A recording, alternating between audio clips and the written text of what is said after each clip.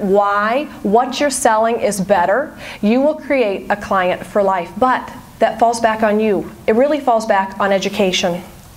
So it is important to recognize that you are that source of knowledge, which means you've got to be able to not only, I don't want to say argue your point, but you've got to be able to recognize that you're selling a superior product and that it's passionate. Your passion is going to be relayed to the people coming in. They may be clueless, they may be very well educated, but the truth is you're relaying the passion of the product you're selling to the people coming into your store. But you have to know your stuff. So it is important. If your boss lugged you here today, what I hope to do is to light a little bit of a fire under you when it comes to, you know what, I do want to be able to answer questions effectively. I do want to be able to have an answer when people say, oh my gosh, you know, doesn't raw food contain salmonella? You've got to be able to answer those questions. Or what's wrong with eating a whole rice-based diet? And if you're not able to respond to that, we want you to help give you tools today where you can confidently say, these are the issues with what you're currently doing. But if you don't have that knowledge base, guys, you're going to not be able to create a customer for life in that situation. So you must recognize that knowledge really is the link between your customers understanding why you're encouraging them to make the changes in their pets' lives that you are. But that starts with your knowledge, usually not theirs.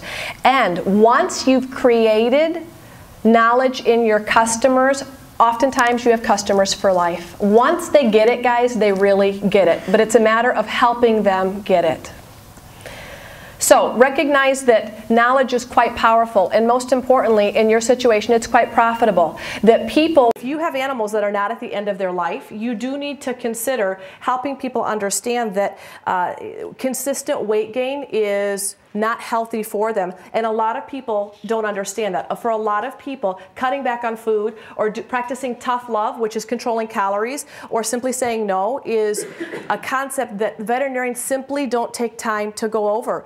Veterinarians, even in a 15-minute exam, or at my practice we have 30-minute exams, we don't cover the painful truth of helping people change lifestyle habits. We just don't have time. We're focusing on the medical aspects of weight gain, like, you know, the ACL is stressed because your dog put on 26 pounds. That's what we're focusing on. We don't go into the details of, so tell me about your schedule. And what you'll hear is, I feed a cup of food in the morning and I feed a cup of food at night, but then they get a bully stick and a stuffed Kong with peanut butter, and then they share part of my lunch with me. And then we have a mid-afternoon snack, and every single time they whiz outside, I give them 2 or 3 snacks, and then they have a raw bone for dinner, and they don't factor that in. And veterinarians, quite honestly, don't take the time to ask about those things. So I really rely on you to help with that, because you're able to go over those day-to-day lifestyle trends that cause weight gain. Now, how many of you have squatters in your boutiques? Or how many of you have people that come in that I would call them store groupies? How many of you have people that come in that are really super fired up to see you, but you're always like, oh, this is going to be an hour and a half. As much as those people can be a little frustrating, and I know you all have them, and those of you that don't admit it, you're very gracious, and that's wonderful. Those people need you, and they're coming to you for advice, they're coming to you for solutions, and we don't, veterinary practices don't have squatters. You know, they're there to see the doctor and then they're out. So they end up squatting at your boutique or store. They come in and say, well, I don't know why this is going on. And they're waiting for a lightning bolt to come and hit them, and you're trying to do a lot of things, and then they just hang out waiting for some divine answer from you.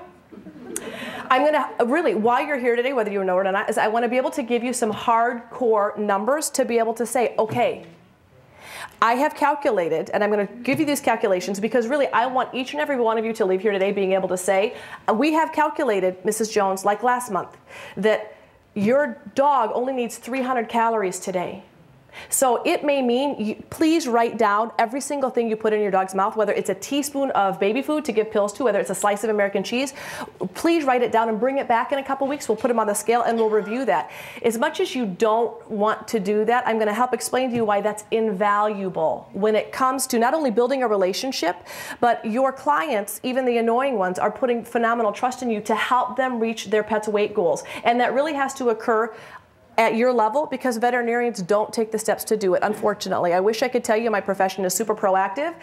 We discuss in detail weight management strategies and how to get there. We don't. So it is up to you. So I want to give you some tools today to be able to effectively do that.